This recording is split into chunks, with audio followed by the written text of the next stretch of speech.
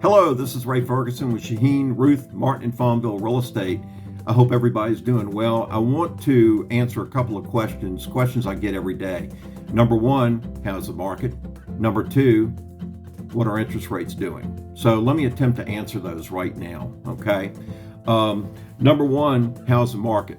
I think the market's pretty good right now, despite what you may hear on the news. We've had a little bit of pullback. A lot of that is seasonal, due to the holidays, and we see that every year. I will say that listings are up, 15% or so it's providing more opportunities for the purchasers that are out there.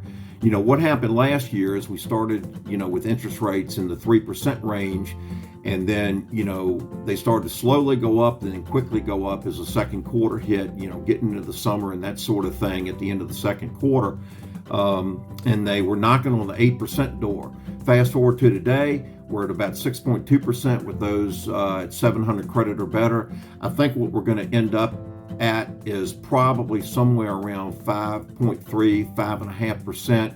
We'll probably drop below 6, maybe by the end of March for those with good credit. So that's just my prediction. So we'll have to see what happens.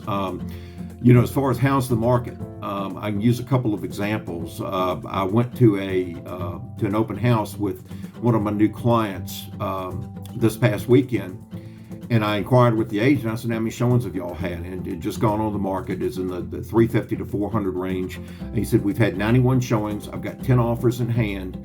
And I got there 10 minutes before the open house started, and there were already about 15 or 20 people in the house. So that kind of shows you what's going on in the market right now. There is just not enough supply to meet the demand, and I don't see that changing. Last year, we ended up the year right about 8% increase. All the final numbers aren't out yet, but I think we'll end up at 7.9 to 8%, something like that. This year is going to be a little bit more normal. I think we're going to end up somewhere at a volume increase of 4.3 to 4.5%. So we're still getting some increase, and you have to ask yourself, what is the cost of waiting? All right, the cost of waiting can be this. In 2019, our median sales price in Richmond was about $239,000. Fast forward to today, it's increased $100,000. It's right under $340,000, and so that's the cost of waiting. Having your money sit in the bank.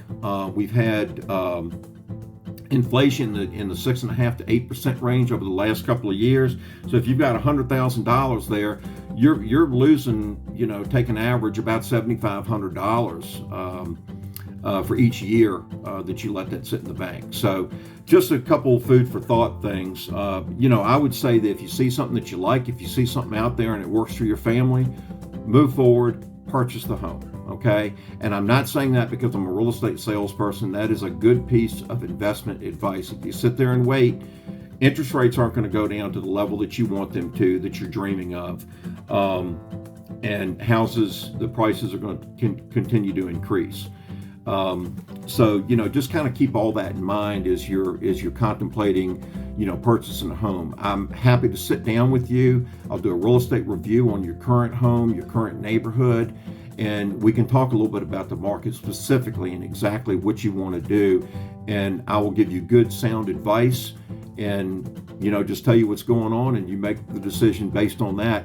What you want to do. But I would certainly much rather you call me and get the information rather than relying on the media and that sort of thing, because that is old information. What I'm looking at is day to day. So just kind of keep that in mind. If you need me, give me a call. Ray Ferguson, Shaheen, Ruth, Martin, and Farmville, 804-539-3841, or any one of our offices at 804-288-2100. Thank you so much. I want you to have a great day, have a great week, and we'll talk with you soon. Take care. Bye-bye.